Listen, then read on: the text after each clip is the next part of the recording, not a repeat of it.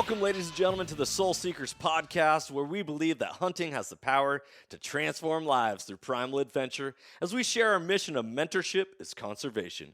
To learn more about everything we do, check out our show on Carbon TV or go to soulseekersnation.com. Freedom on, everybody, and stay soulful.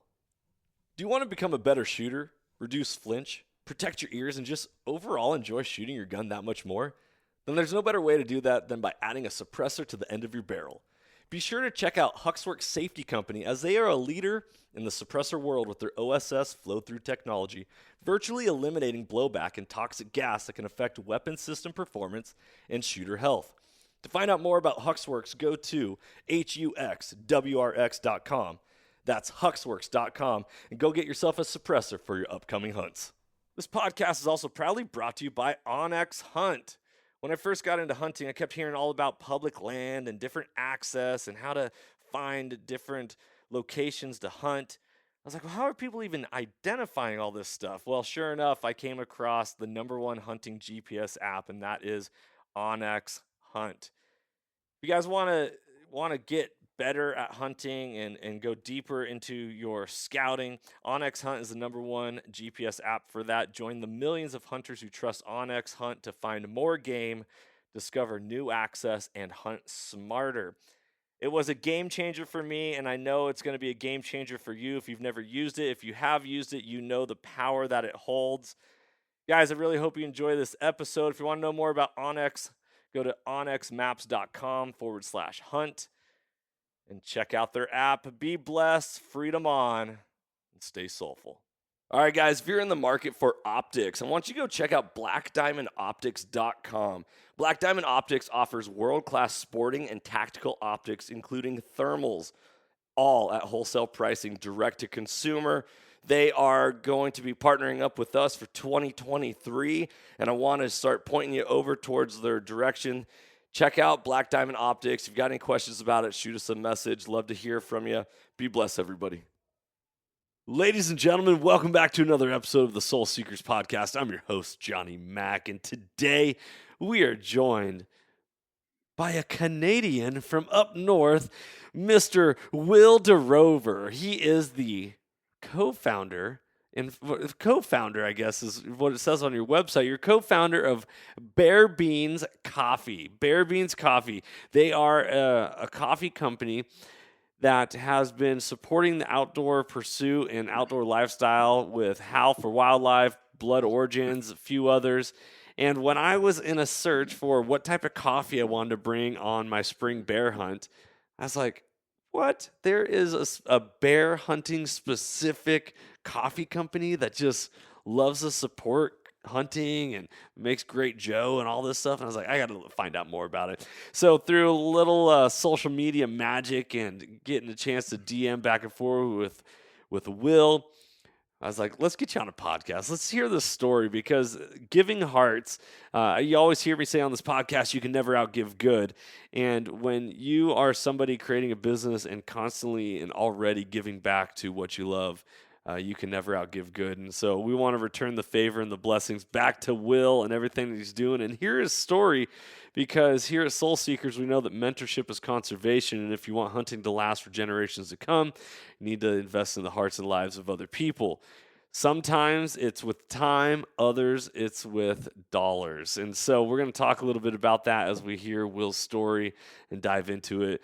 Will, thank you so much, brother, for being here on this podcast. How you doing tonight? Awesome. Thanks for having me on. It's an honor. Oh, it is always an honor. Always a pleasure getting to chat with new people and build community and connection. So where are we recording? Are we crossing the border right now? Are you up north? Yes, sir. The Great White North, British Columbia, Canada, up here. And I'm in the southernmost part of the country, so it's not that cold actually here, but yeah, up in Canada. I love it. What is one of my favorite Canadian movies is Strange Brew.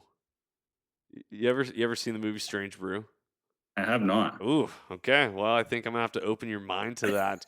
It's about two brothers that go check out a brewery, and there's some weird stuff going on. I think you'll like it.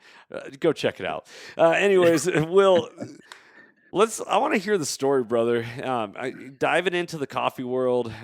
Coffee's a big thing for me, for my hunting partner, Tony. Him and I, we're always like, you know, if we're not sipping a nice hot cup of Joe while we're glassing for animals, then we're not doing it right. So, um, what is the background of you, who you are, where you're from, and how you got into the coffee business? Yeah, so the whole story starts about probably almost 8 years ago now. I got married to my wife Tara when we were both 19, so fairly young, and we moved out halfway across the country to Manitoba, also in Canada.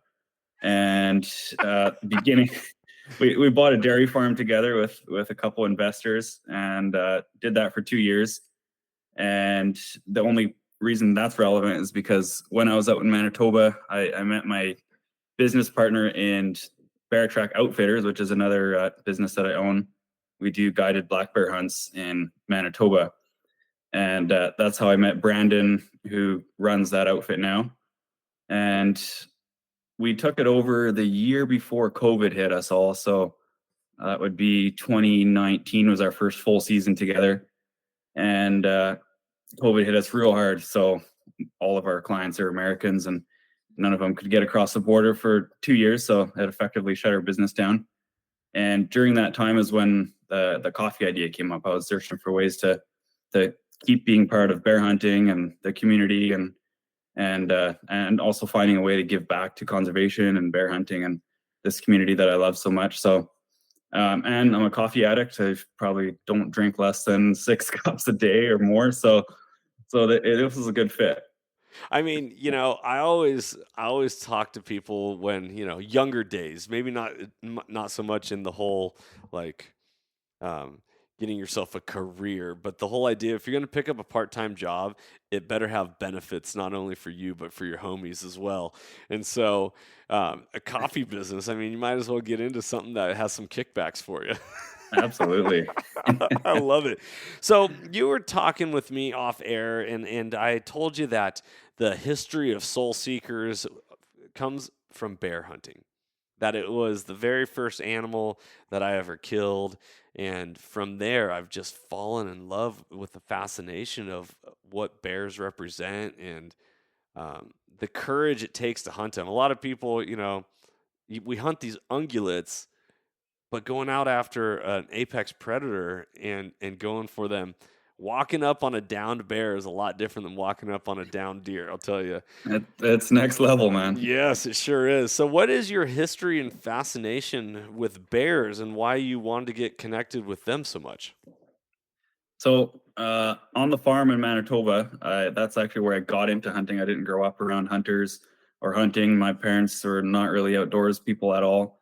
I went fishing a couple times as a kid, but that was probably my only exposure to the outdoors. So just being on a farm and with the friends that I made out in Manitoba, they were all hunters, and my business partner Brandon was a lifetime hunter.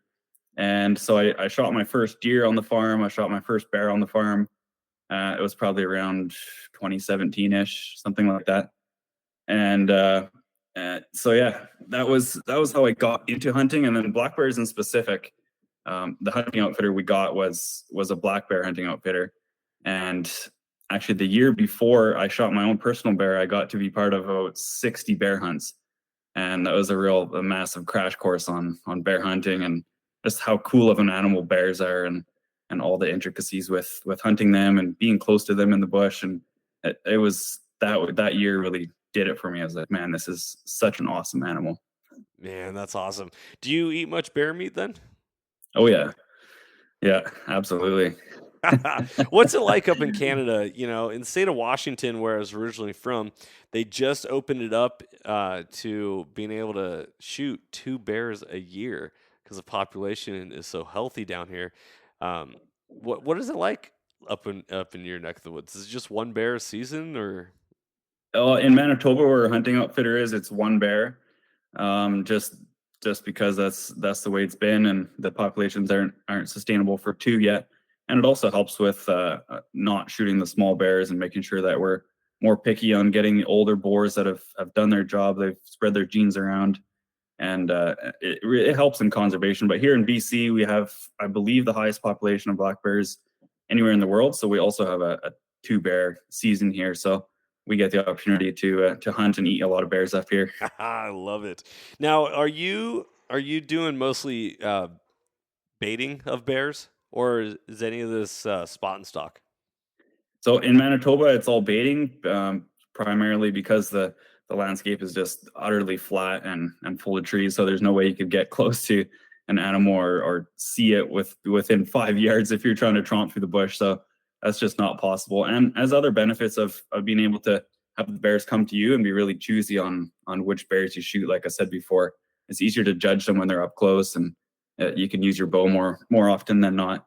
So that's a really cool part of it. But here in BC, where I live, we do mostly spot and stock. We're not allowed to bait here, so we do a lot of glassing and hiking up logging roads and that kind of stuff. Nice. Have you done any predator calling for them? I've tried. I haven't been successful yet on that part, but that's one of my next things that I want to try, because I've heard it's a thrill. Yeah. It'll get your hair standing up on the back of your neck a little bit. So, Will, how do you go from buying a dairy farm? Now, were you a hunter from the get go? Like, you go from buying a dairy farm, you're like, okay, sure, I'll buy a bear hunting outfit, to making coffee. Like, it seems like you're all over the board, but you have to have a general trend within your life. And what is that? Well, the general trend is an entrepreneur, and I love a new challenge. So I've done a lot of different things, including a tree farm. That's where I grew up farming trees. So I've done that on my own business, which I still have. I've briefly owned a bullet manufacturing business, which we tried to start up, and that failed. But that's just all part of the journey, that I tried and failed a lot of things. So the dairy farm we did it for 2 years. The long distance partnership that we had just didn't really work out. So we sold out of that, and we did okay financially. And in the meantime, I had made friends with my current business partner, Brandon, in Manitoba there, and he had at least 12 years of guiding experience. What's up, Soul Seekers Nation? Thank you so much for listening to this podcast. I really appreciate it. As a reward, I have some discount codes for you to use if you are in the market for a brand new hunting pack. Go check out initialascent.com and Initial Ascent packs. They are made in America. Their one-piece carbon frame is an absolute game changer. We run their packs. We love them. And you can save 5% at checkout by using the code SOULSEEKERS. That's all one word. Also, for those of you who are archery hunters and you are tired of shooting at dots on a target, check out deadnutsoutdoors.com for their lifelike 2D archery targets. You can save 20% on all of their products by using the code SOULSEEKERS at checkout. Once again, the code is SOULSEEKERS, all one word. Go check out initialascent.com and Dead Nuts Outdoors. Enjoy the podcast. You'd always dreamed of owning a hunting outfitter, and that seemed like the next cool challenge to try at the time. I had no clue what was going on. I'm like, yeah, sure, let's try it. So him and I partnered 50-50 on the business, and now I've stepped away from it, and he runs it actively year over year, and he's one of the best outfitters that I know of. So it's in good hands. Nice. And then that leads into coffee. So how did this idea spur on? So I had moved back to British Columbia here in the meantime, just to come work back in my family business in horticulture, and I felt myself drifting away from the hunting community, and I wanted to stay part of it. And being an entrepreneur, I'm like, hey, there's got to be some cool way that I can find a way to make money and to give back and to provide something cool all at the same time. And this is what came of it. So I started with just a standard bag of coffee, 1 pound ground or whole bean, and did that for about a year. And then I realized, well, I'm not even taking my own coffee on my own personal hunting trip. So we got a problem. I got to find something better.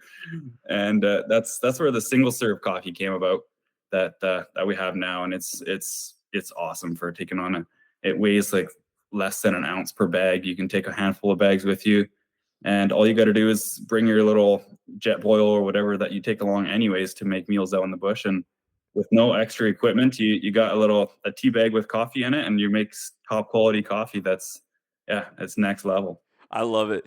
How do you go about, like, you're like, oh yeah, I just, thought about making coffee and started with whole beans and ground. Like, do you have coffee history? Or was this like, how do you source coffee beans? How did you even start this company? I find it really fascinating because you're a pretty young fellow. How old are you? 26. Yeah, you're 26 and you're already just going about all this different stuff.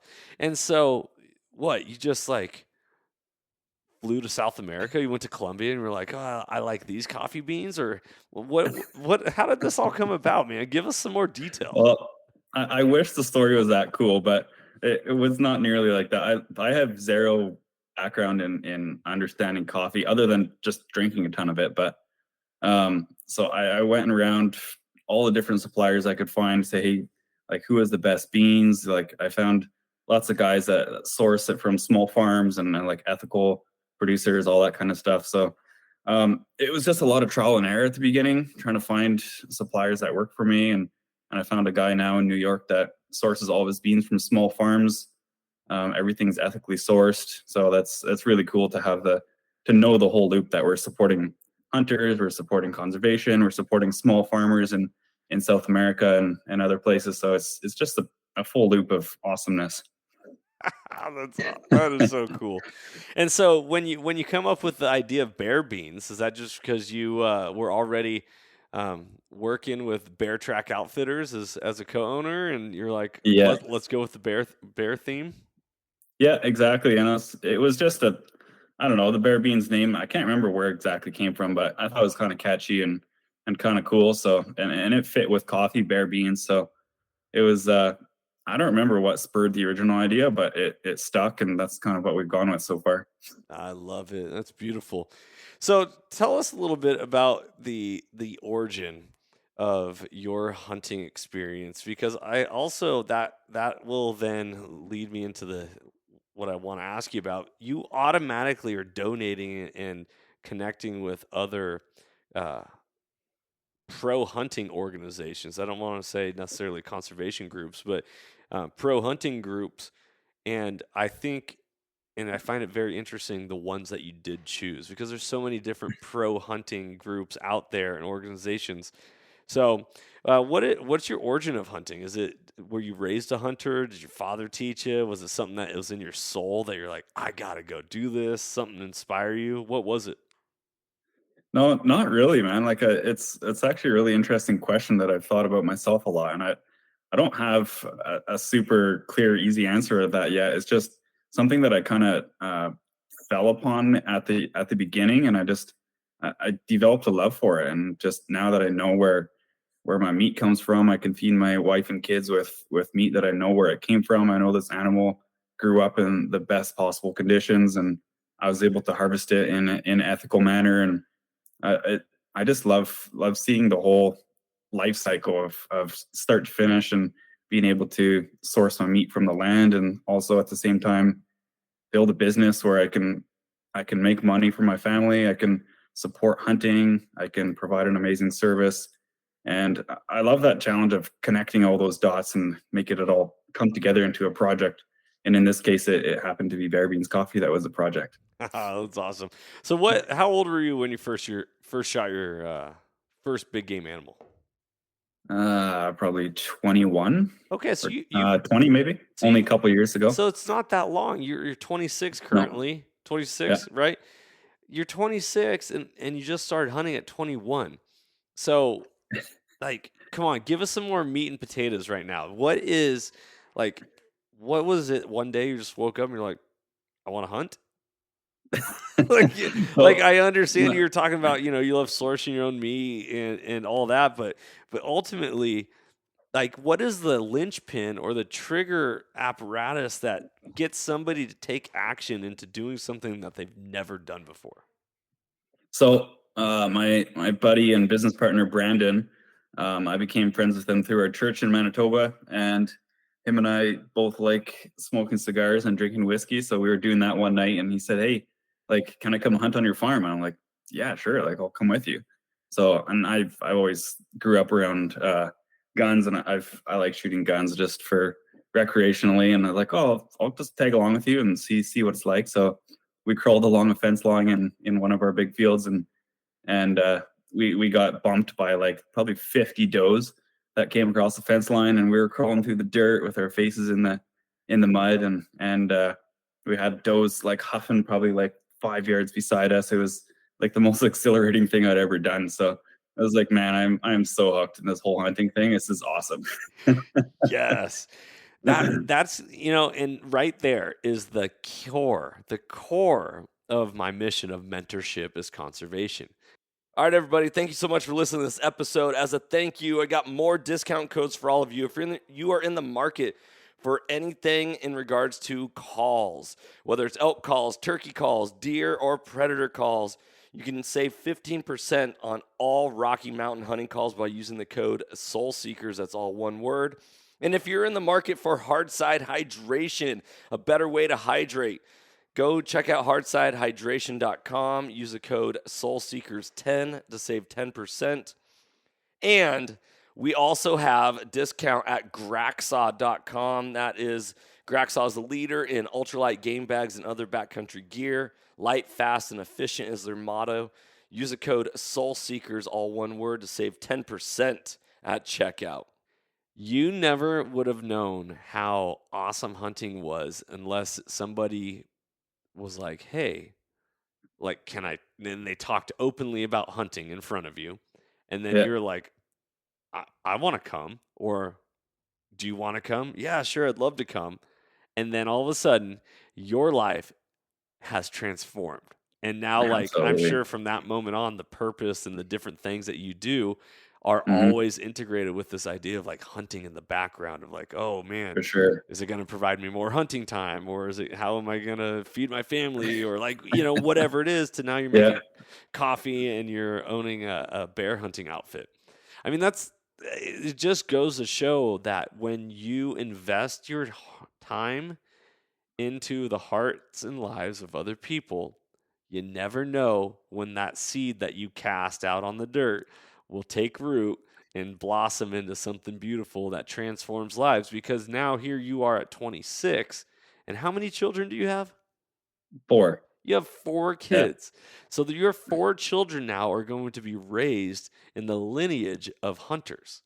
Whether or not they choose to hunt for themselves or they don't is another topic. But now they are pro hunting because they see their father do it, and it's like, okay, hunters aren't these big bad boogeymen that are out to get all the animals in the outdoors. Like, Yeah. you're setting a great example, and now your ripple effect, and actually your partner's ripple effect of him taking you with him, Hmm. is now reaching, you know the numbers. Oh, It's uncountable, like for sure. the amount of It's people it's amazing. touched. I've already taken 2 of my older boys out with me just on a road hunt with me in the truck, and when we see a bear far off in the distance, they're all pumped up about it, and I'm just explaining how things work with hunting and conservation, and nowadays actually I get honestly more of a kick taking like my friends out for their first bear hunt, for example, than I do actually hunting myself. So a lot of times we'll go, like, we have the next 2 weeks is there like prime hunting time up here, and so we'll be going out with one of my cousins and some of their friends, and like, hey, let's try to get you on your first bear, and that's always so much fun. Just seeing the guys just shaking when they're trying to get in position for a shot on their first animal, and it's like that's what it's all about. That is what it's all about, and I know that people forget that. They we get so removed and so tunnel vision on ourselves, because hunting is inherently like a selfish act, right? It is we do it for ourselves, even though we Yeah. do it for our families. Like, no, man, I wanna go hunt. Oh Uh, yeah. Um, yeah, this journey that we're on, from I want to learn how to shoot my own animal to I can't wait to experience someone else doing it and Oh being yeah. there for him. My oldest son, he shot his first deer this Awesome. year, and I was so proud of him. I was like, I can "Ah, yes!" imagine. That's And then awesome. us eating the deer that he shot was Oh, mind blowing. Just, So cool. like us as hunters, we pound our chest and we say, "Oh yeah, look at what I've done. Look at me, I am a man." It's like, "Here, eat this food that I've provided." Well, when a little a little 7-year-old boy shoots his first animal and you're eating dinner multiple nights on the row because of what he did, Oh, that's amazing. dude, I mean, it just really it opens your eyes and shows the level of hunting progression, right? Yeah, The beauties, like, okay, I'm leaving my legacy right here, right now. And now, whether he continues to hunt or not, he's going to have a skill set and he's going to be able to apply that moving forward. So it's beautiful. How old are your children? uh, this summer they'll be 6, 5, 4, and 1. Wow, So the you got your hands full, brother. oh yeah, well, my wife more than me, but yeah, we'll say I have some part of it. There you go. I love it. All right, so here you are, a few years into it. You're hunting, you're shooting animals, you're already sharing your love with hunting with others. Like, you're seeing the joy of it. It's contagious. Absolutely. It's exciting, all this. And you're like, okay, I'm starting a coffee business. Did you automatically just already have this idea that, hey, I want to make sure I give back to hunting instantly, or was that something that came with the business at the time? No, that was a part of the original plan. I was like, I knew that this wasn't going to be my main source of income just because of my family business and whatever else I have. My financial future is over there, but this is like a passion project for me. It's like, hey, how big can we build a company that with its sole purpose of giving back to the hunting community and like what can we do with it?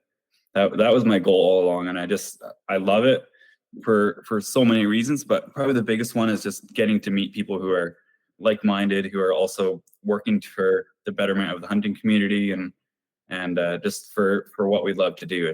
That's been the most rewarding part by far. Oh, I believe it. Okay, so I'm on your guys' website, bearbeans.com, and I am perusing your coffee right now, and I see there's a hibernation roast, a dark roast, the spring awakening. I love it. But then you also have the Howl for Wildlife dark roast. You have Bear Trust International dark roast, Blood Origins dark roast, HSCF, which I'm unfamiliar with what that is. Houston Safari Club Foundation. Oh, that's right. Houston Safari Yeah. Club. Okay. So, Houston Safari Club. So, here you are up in Canada. How did you end up choosing these organizations to support? Well, it's same thing as when I started with the coffee. I just was doing a lot of looking around and trying to find organizations that to partner with on my mission of giving back as much as I can. And I'm one person running the business by myself. I'm like, hey, what are the partnerships that I can build to really turn this into something that's going to be bigger than I could do by myself. So I reached out to a lot of people and Howl for Wildlife, Blood Origins, and a couple of the others they were gracious enough to have me on their podcast and just partner with me to make this bigger than I could made it by myself. So I'm all about with all of my businesses. That's my philosophy that if you partner with people, you can do more than you could ever hope to do by yourself. So me slaving away here in this corner of BC trying to sell coffee is never going to be as amazing as partnering with groups whose sole focus is also to give back to conservation and promote hunting in the general community. So that was the reason that I partnered with the people that I did. I love it. And so I was on Hal's website today. They're always about taking action and man, there was the action. I totally am drawing a blank right now. Howl for Wildlife. I'm gonna go to the website while we're here. Um, the pack. Yeah. Don't forget to howl. There we go. Take action. Um, part of what they do, the action den, that's what I was searching for. The action den. And part of so you can buy coffee from your website. Your website what gives a kickback to these organizations to support them, but Yeah. you also can go directly to their websites a lot of the times and pick up stuff as well. Is that correct? Yeah, yeah, absolutely. They have all kinds of stuff for sale on their website, and with all the partnerships, it's the same deal that I have with all of them, and it's the vast majority of all the profits from those coffees goes directly back to their organizations every month. So it's Bare Beans Coffee takes a small fee just for setting it up, but all the profits go back to Howe and Bud Origins and whichever coffee you bought. I love it. So depending on what coffee you buy is what organization gets the money. Yeah, yeah, exactly. It's all the same coffee, if I'm going to be totally honest, but it's it doesn't matter. That's not the point. The point is you want to support one group or the other, then you buy that coffee, and it comes in a branded package. So, and you can be part of it. I don't want to sound rude. Okay, I'm going to ask it. Do you find, don't tell me if you don't want to, but do you find that certain coffees are selling more than others? Oh yeah, for sure. Yeah. And that's okay. That's to be expected. It's never always going to be even across the board. So, Yeah. and it just is what it is. I try on lots of different things, and I'll do more partnerships in the future, and some will work out long term and some won't, and that's fine. Yeah. I love it. How is the coffee business going for you? I mean, feel like you're getting much traction and getting much reach? Yeah, it's a slow and steady process. I've been doing it for a year and no, about 2 years now or so. And yeah, it started slow, and it's steady growth, but it's nothing like explosive, and I never really expected it to be. Actually, my first time saying this publicly, but I'm looking for a partner to work with me to really like expand the reach and do more promotion around the partnerships that we have, and someone who's more full time in the hunting industry, and to really blow this thing up. So because I've reached another level of my personal career where it's like I don't have as much time as I used to just dedicate to this. So Yeah. I'm gonna need to partner with someone and follow my own advice of partnering with people to make things bigger. So this is the next step. I love it. I love it. Well, we'll have to talk off air, see what we can come up with, and who we can Yes, connect sir. you with. I love it. So, what's your adventures that you got planned on? What are the hunting seasons also like up in Canada? Yeah, everything starts earlier, right? You hunt more in the summertime rather than the fall, or how does that work? Uh, it really depends. Right here where I'm at, we got two bear seasons. We got one from April 1st till June 15 or 14, something like that. And then so we got another month of hunting here for spring bear. And then in the summer, there's not a whole lot. We can hunt for sheep up north starting in August, I believe.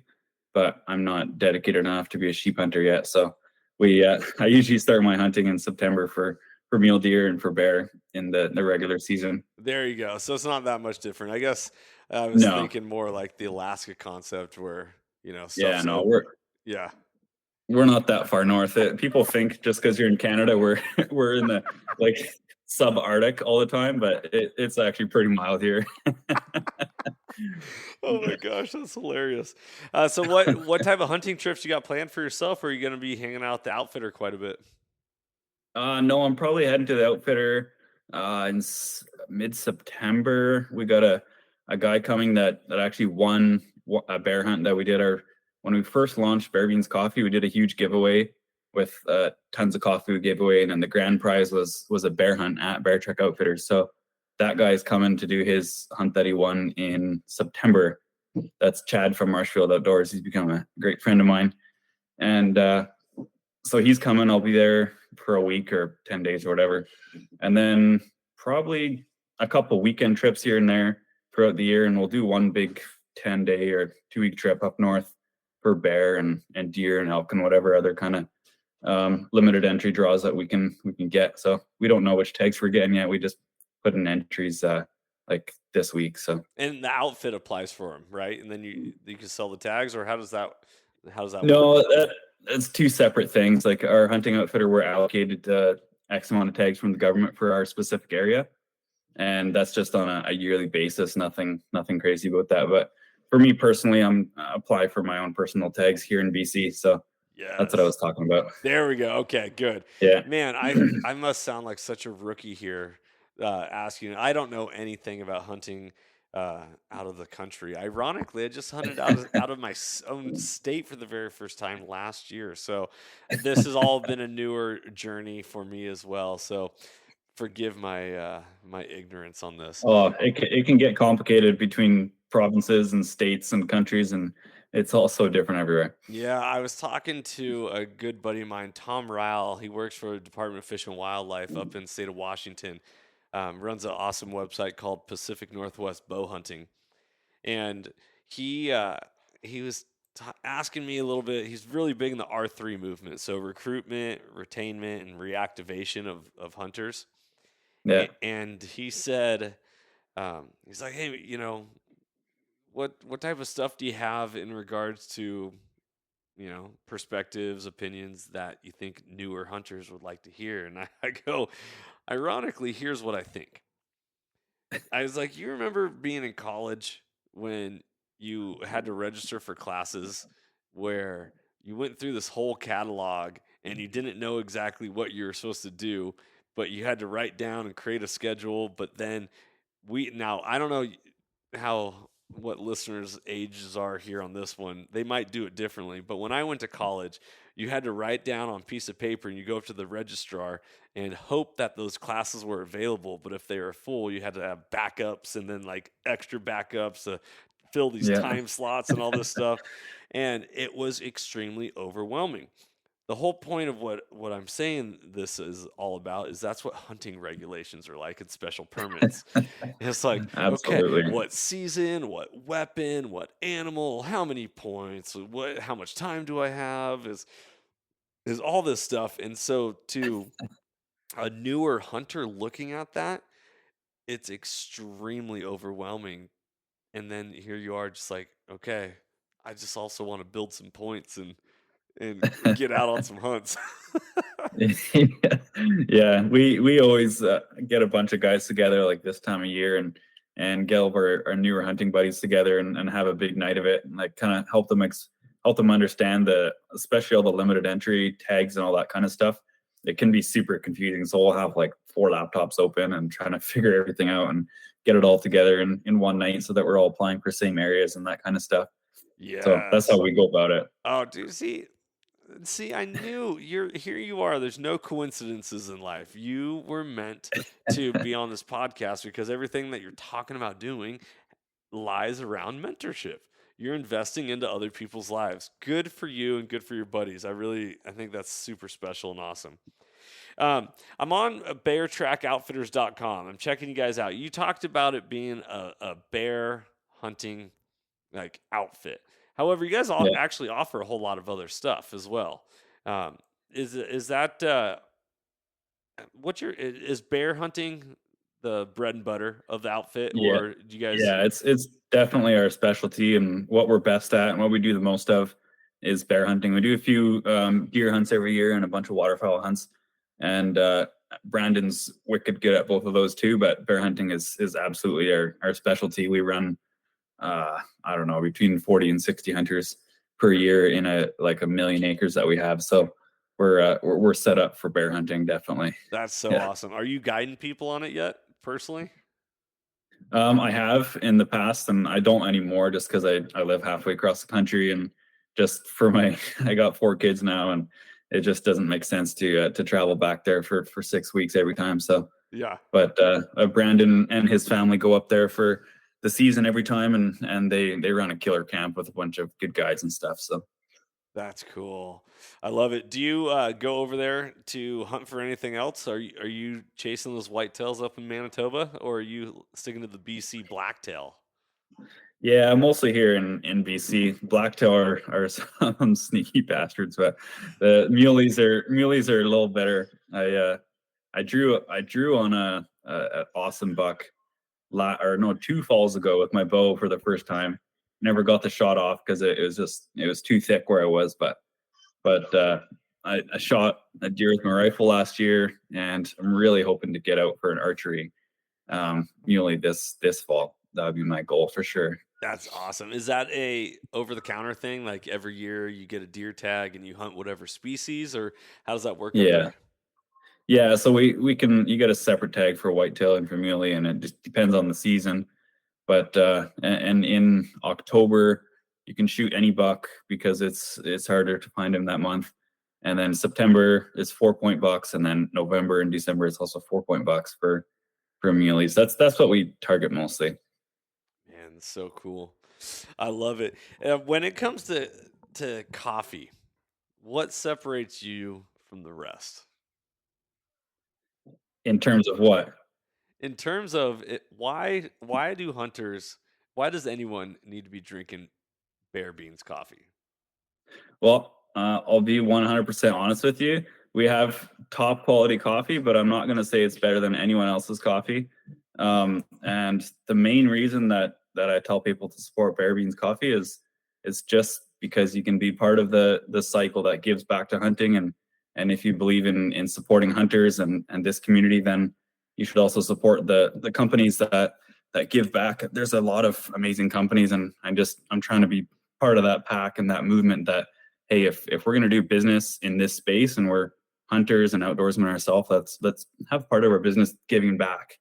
So that's the main thing for Bear Beans coffee. It's if you want good coffee and a company that gives back and that's part of this community, then buy Bear Beans coffee. And if you're not, if you're a non-hunter, still buy Bear Beans coffee. But if you hate hunting, you hate conservation, do not buy our coffee, please. There's lots of other uh, anti-hunting coffee companies, I'm sure, That's out right. there. Yeah. Right. Oh my gosh, that's funny, Brandon, or excuse me, Will. Um, Will, what has hunting done for you in your life? I think it's given me a different perspective on actually in life in general, just to understand that, especially like harvesting my own meat and feeding my family with meat that I've harvested, and I know what it took to get it. I've been hiking for days. I've went through weeks and months of not getting anything, putting in the work, and just understanding where that comes from. And I think that's been one of the biggest things, just to see the full circle of life, and rather than just, oh, we buy meat at the store and that's where does it come from? Oh, we don't know. But I think that's been a huge, just a perspective thing on life in general. Dude, perspective, powerful thing. Not Yeah. everyone has opinions. Very few people have perspectives because that comes with experiences. Yeah. When we put ourselves into these experiences, it's like, oh wow, okay, now I get it. Yeah. It's a And powerful. even just when you're not hunting, like just driving down the road and you see a deer run across the road, it's just like there's a different appreciation for that animal, because you've been out in the mountains and you've seen them run up a hill that in 5 minutes that it takes you 2 hours to climb, and it's like, man, these things are amazing. Like this, just because we're humans and we have a bigger brain than most animals doesn't mean we're superior in any way. Dude, ain't that the truth? I'll tell you, it's really funny. Um, before I was really a hunter, you'd see like deer or whatever. It'd be like, oh, cool, right? Hmm. Now I'm driving down the road. My wife's always like, watch the road, because I'm just like constantly head on a swivel, eyeballs going. It's like, Yeah, yeah, oh, there's some deer. Oh, there was some turkeys. Guys, did you see yeah. that? Like, like any animal becomes just like the most epic adventure. Oh, absolutely. and, Yeah, and 100%. Same with my wife, man. It's like, man, just watch where we're going. We don't need to worry about the deer that's 1,000 yards over there. right, yeah, but babe, you don't understand. I went all season searching for Yeah. animals, and it was hard to find them. And now here we are cruising Oh, down the road. exactly. Oh man, that's wild. What do you let me say this. What do you want out of hunting for yourself, but also for your family in the future? Um, I'll have to answer the second part first, but think for my family, it's just to give them that same perspective that I have now and the appreciation for wildlife and I can't even really put words to what the perspective is, but just to give them that same appreciation for nature and like the the full cycle of life. I don't know how better to say it, but that's for my family for sure. And for me, it's the adventure, being able to get away from the concrete in a cubicle and just get out in the wild and just the experience of life is maybe the best way I can explain it. Yeah, dude. Do you guys garden as a family? Do you produce a lot of your own food? A little bit, yeah. We more my cousin who lives next door does a lot of gardening, and we buy food from him. But so we're part of it. I would like to do more of it.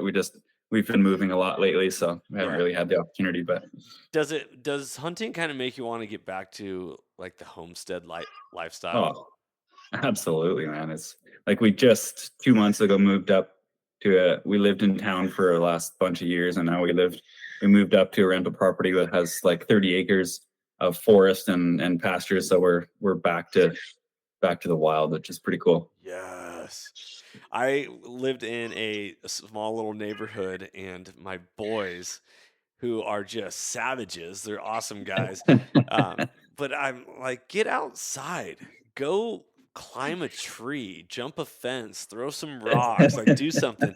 And they Absolutely. look at me, they, standing at just a couple feet tall, they look at me, but Dad, we don't have any trees in our yard. And I was like, all right, that's it. So Yeah, exactly. so we ended up moving, and we have 2 trees on our property, and one of them specifically, I'm like, go climb that. Go be That's wild. awesome. Get after Yeah. it. Get after Oh, it. exactly. My boy's got a Daisy BB gun, and they're always shooting pop cans, and it's the way to be, man. Yes. Live wild, man. Just Absolutely. pursue it. Brother, thank you so much for coming on the show and sharing your story, sharing about, coffee, your adventure. It's fascinating to hear somebody else, do so much with hunting in such a short amount of time. I don't, you don't come across that, but it really is the inspiration that you see nowadays. So I just want to say thank you. Thank you for everything that you're doing for hunting and conservation. I really appreciate it. Any closing words, brother? You wanna point anyone to any direction? No, man, I appreciate having me on, and it's always a blast getting to talk to people like you and get to share the message. So go buy some coffee. Yeah, that's right. All right, guys, if you love coffee and you love hunting and you want to support hunting lasting for generations, go support Bare Beans Coffee and go to barebeans.com. Pick yourself up some single serve bags and take them into the backcountry. They got 10 count boxes, 40 count, and 75 count if you go through a lot of coffee, all for a little over $2 a cup of coffee to support conservation, drink something delicious, and enjoy the process. Will, thank you so much, brother, for coming on. Everybody remember that hunting has the power to transform lives through primal adventure, and you can never outgive good. Go support coffee, go support hunting, and go check out our online store, as that is now live if you're looking for any Soul Seeker swag. Be blessed, everybody. Freedom on. I'm Johnny Mack. Stay soulful. If you enjoyed today's podcast and want to support the show, you can always like, share, subscribe, and leave a rating, as it helps us share our mission of mentorship is conservation. Thank you so much for tuning in and being a part of Soul Seekers Nation as we transform lives through primal adventure.